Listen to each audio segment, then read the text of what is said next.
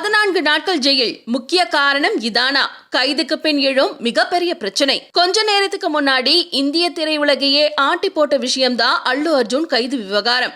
கடந்த வாரம் ஹைதராபாத்தில் வெளியான புஷ்பா 2 திரைப்படத்தை பார்க்க வந்த பெண் ஒருவர் கூட்ட நெரிசலில் சிக்கி உயிரிழந்தார். இதன் காரணமாக நடிகர் அல்லு அர்ஜுன் இன்று கைது செய்யப்பட்டார். இவர் கைது செய்யப்பட்ட சில நிமிடங்களில் இந்த செய்தி பூதாகரமாக பரவ இந்தியா முழுக்க இருக்கும் அவரது ரசிகர்கள் அல்லு அர்ஜுனுக்கு சப்போர்ட் செய்ய தொடங்கிவிட்டனர். அரசியல் கட்சிகளில் பல குற்றங்களை செய்தவர்கள் வெளியில் நடமாடுகிறார்கள்.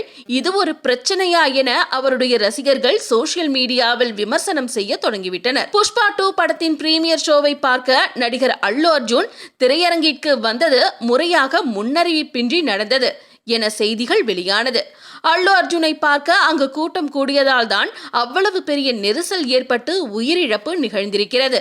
இந்த சம்பவத்திற்கு பிறகு தெலுங்கானா அரசு இனி வரும் திரைப்படங்களுக்கான சிறப்பு காட்சியை ரத்து செய்துள்ளது. இந்த பிரச்சனை குறித்து நடிகர் அல்லு அர்ஜுன் வீடியோ வெளியிட்டு அந்த குடும்பத்திற்கு தனது ஆறுதல்களையும் பாதிக்கப்பட்ட குடும்பத்திற்கு ஆதரவாக எப்போதும் இருப்போம் எனவும் 25 லட்சம் ரூபாய் அளிப்பதாகவும் உறுதியளித்தார். ஆனால் தெலுங்கானா காவல்துறை இந்த விஷயத்தை தீவிரமாக கையில் எடுத்து அல்லு அர்ஜுனை இன்று கைது செய்துள்ளது.